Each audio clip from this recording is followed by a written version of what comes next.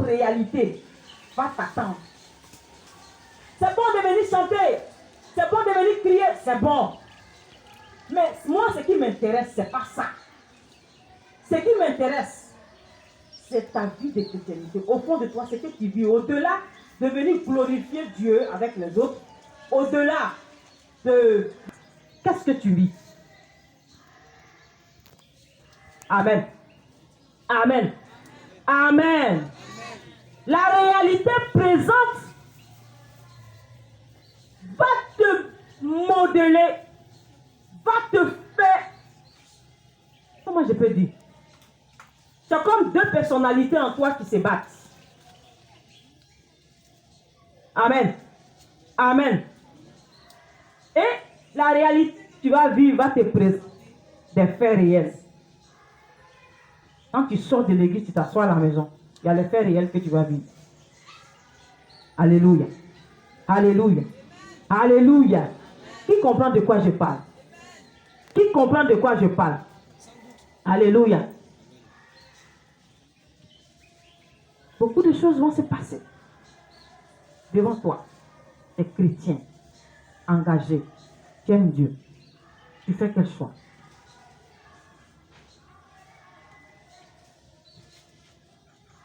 Moi, le plus souvent, quand je prêche, je ne vous cache pas ma vie. J'ai vécu des situations terribles. Une femme peut vivre.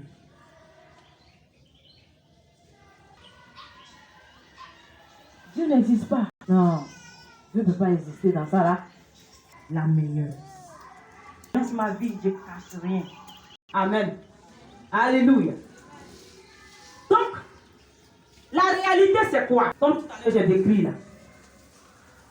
Tu vis, tu pries. Mais rien ne change. Quand tu finis de prier, dès que tu as fini de prier même, je prends l'exemple.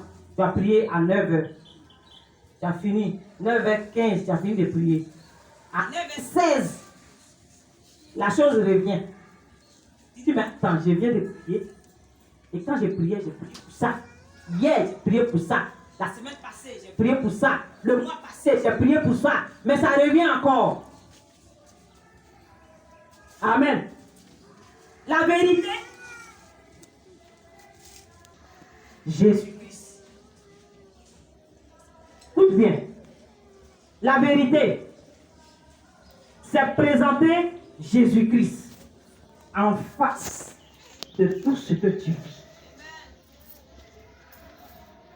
La vérité, c'est présenter Jésus en face de tout ce que tu vis. La réalité, c'est ce que tu vis quotidiennement. Ça va? Ça va doucement, doucement, non? Alléluia. En face des difficultés que tu vas vivre, est-ce que tu oublies ton identité pour choisir la réalité? Ou bien, tu tiens compte de ton identité pour choisir la vérité? Amen. Alléluia. Je disais, tout ce que tu vis comme problème, comme situation, comme maladie, comme possession, comme pauvreté, comme non-avancée, de maladies incurables, tout ça là, tu ne manges pas à la maison, mais quand tu viens, tu dois dire Jésus est Seigneur. Alléluia. Toi-même, quand tu t'assois à la maison, tu sais qu'il n'est pas Seigneur dans ta vie. C'est de ça qu'il s'agit ce matin. Amen.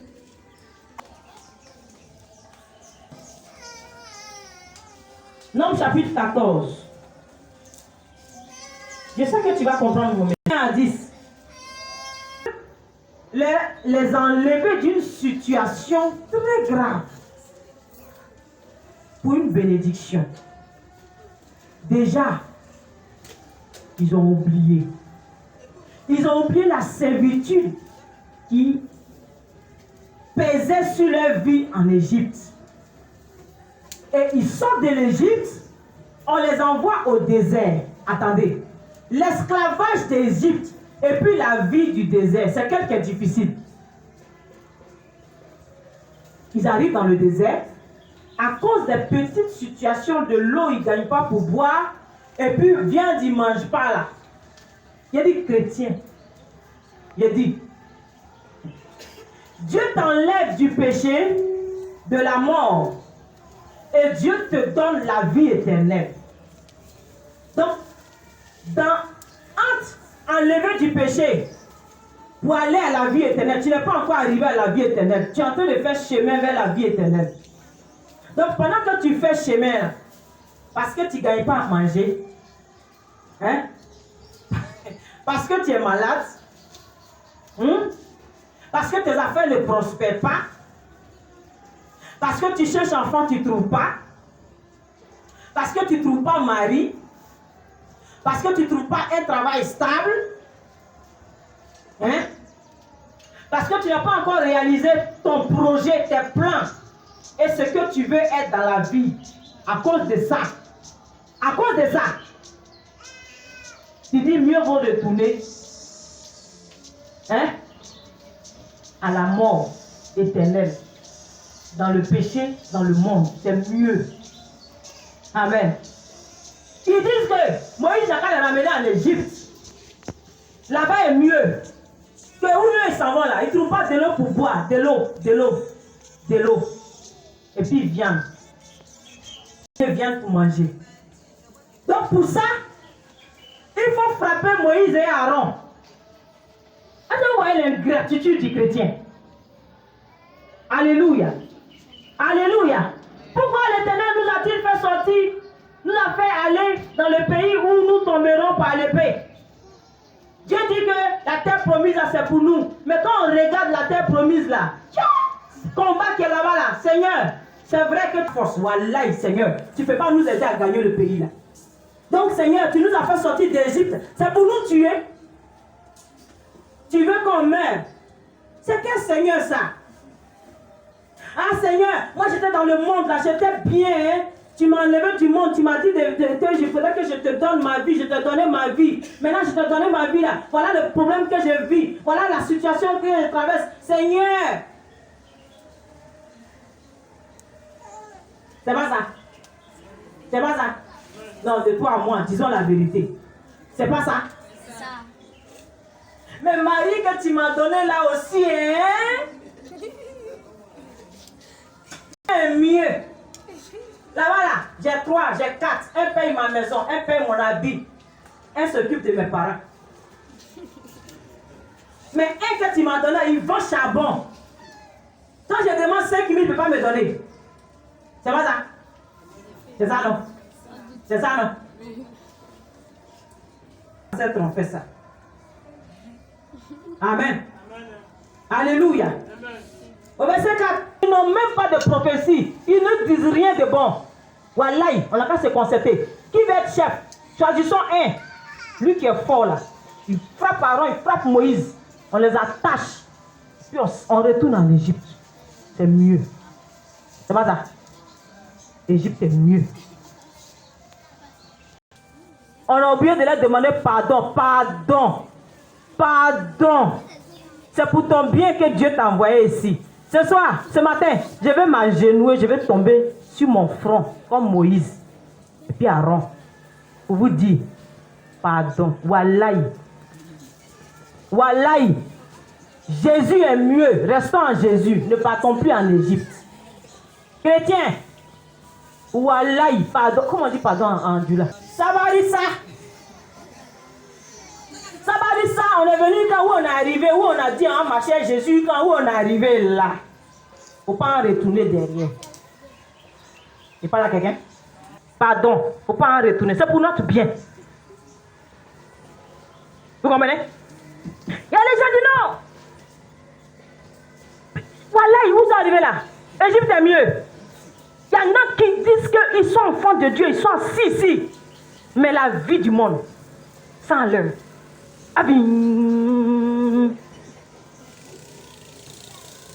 Le week-end là, j'ai beaucoup de mes enfants que j'ai appelés. Elle dit que moi-même j'avais peur pour eux.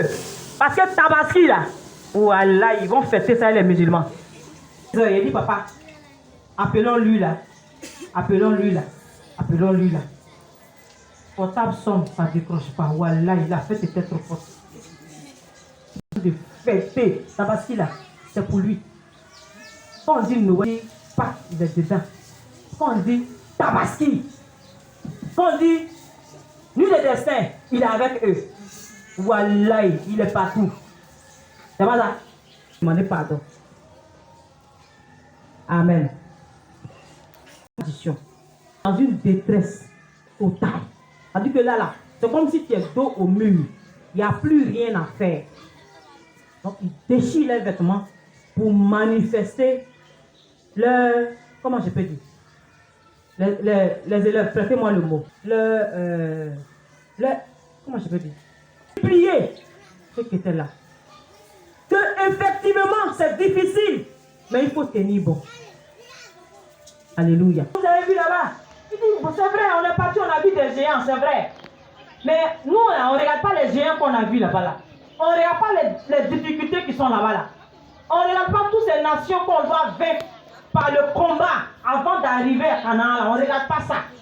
Mais le pays qu'on a vu là, il y a bénédiction là-bas. Il y a le lait, il y a le miel qui coule là-bas. Oh, c'est pas ce qu'on a besoin là. C'est pas le miel on veut. C'est pas le lait on cherche. Il y en a là-bas beaucoup. Il nous suffit seulement d'être courageux. On va vaincre tout cela. Et puis on a le pays pour nous seuls. Alléluia. Et pour arriver là, tout ce qui sont dit là, c'est zéro. Amen. Amen. Tu es là ce matin avec moi? Tu es là ce matin avec moi? Tout ce que Moïse et Aaron ont parlé, ils ont sollicité même les espions. Pour aller, ceux qui sont allés, ils ont donné leur témoignage. Ils ont donné leur expérience. On dit toute l'assemblée parlait de les lapider lorsque la gloire de l'Éternel a paru. Alléluia. Amen. Un jour, un serviteur de Dieu a dit comme ça,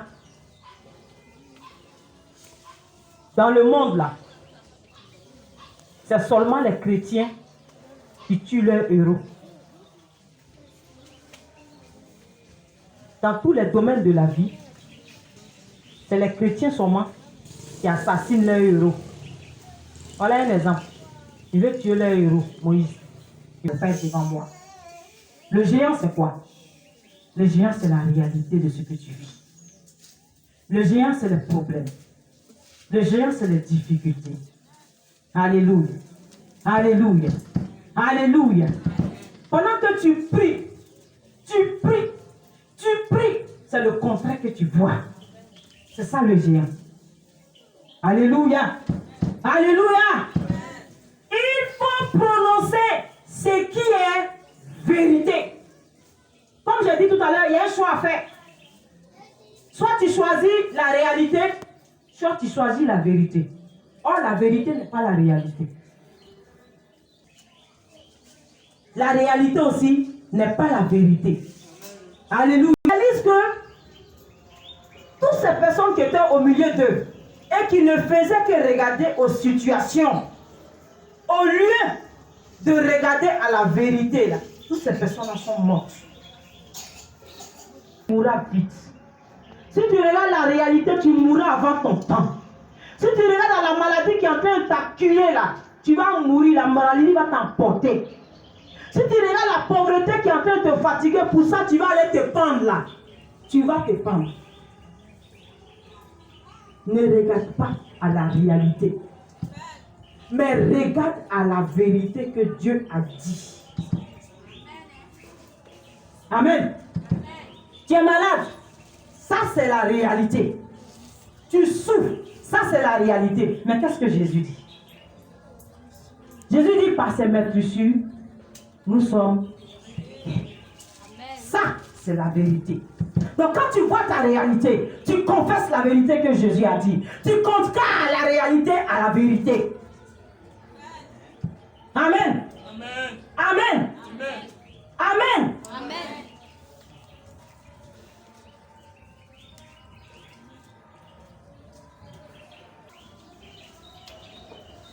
d'exemples. Il y a l'exemple de Shadrach, Meshach et Abednego. Amen. Dans le livre de Daniel, la Bible dit que il était arrivé un moment où les gens devaient seulement que fléchir genoux devant leur Dieu. Et ils ont dit non. Nous, l'enfant de Dieu. Amen. Nous là, on est enfant de Dieu. Notre genou là, on ne te pose pas devant quelqu'un d'autre. Si ce n'est pas notre Dieu. On dit, ah bon? On les a récupérés. La Bible dit qu'on a fait quoi? Dans une fournaise qui avait été chauffée combien de fois? Qui avait été chauffée combien de fois? Habituellement, on chauffe la fournaise simplement. Une seule fois. Mais parce qu'ils étaient en face des personnes têtues à qui ils devaient donner une vraie correction, la Bible dit qu'ils ont chauffé la fournaise cette fois. Alléluia. Alléluia. Amen. Quand on entend les jeter, on leur a dit la fournaise a été chauffée cette fois. Mais est-ce qu'ils ont regardé ça? La Bible dit qu'ils n'ont pas regardé à ce que la fournaise a été chauffée cette fois. Ça ne représentait rien à leurs yeux. Alléluia. Ils avaient un seul objectif. La vérité. Qui est leur Dieu. Est le Dieu qui délivre. Dis Amen. Dis Amen. Dis Amen. Dis Amen. On jette dans un par le feu. La situation est pareille à leur situation. Alléluia. Alléluia. Amen. On les a jetés dans la fournaise Adam. Mais la Bible dit quoi? Qu'est-ce qui s'est passé? Qu'est-ce qui s'est passé? Dans la fournaise, qu'est-ce qui s'est passé? Regardez le Seigneur. Ils savaient au-dedans d'eux que leur Dieu ne les abandonnera jamais. Ils savaient que leur Dieu ne les abandonnera jamais. Ce matin, je vais demander à quelqu'un, est-ce que tu réalises qu'en tant que chrétien, ton Dieu ne t'abandonnera jamais? Le plus souvent, quand on vit des problèmes, on pense que Dieu nous a abandonnés. Non! Lazare était mort 4 jours. Il pensait que son Dieu l'avait abandonné. Mais il a fallu la foi de quelqu'un pour que Lazare soit ressuscité. Ce matin, je suis venu te dire, nous sommes venus jouer un jeu de pile ou face. Pile, c'est la réalité. Face, c'est la vérité. Qu'est-ce que tu vas choisir? Tu choisis la vérité ou tu choisis la réalité que tu vis? Alléluia. Amen. Alléluia. Amen. Alléluia. Amen. Daniel n'a pas choisi la réalité de ce qu'il vivait, mais Daniel a choisi de compter sur son Dieu tout-puissant. Même quand on le jetait dans la fosse au lion, Daniel avait foi.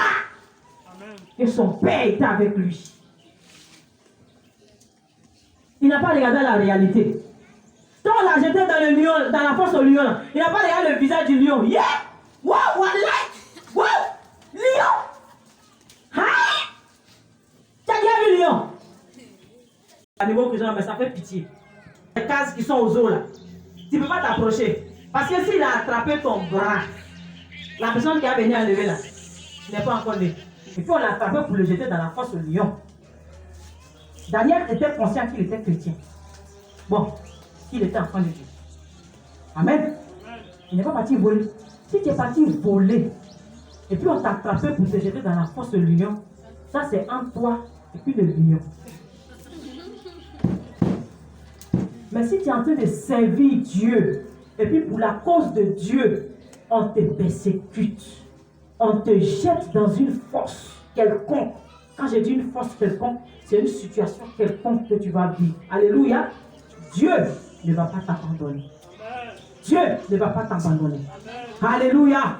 Alléluia. Il y a aussi la situation de Esther. La semaine passée, j'ai pris mon temps d'étudier la vie d'Esther. C'est vrai, on prêche beaucoup sur Esther.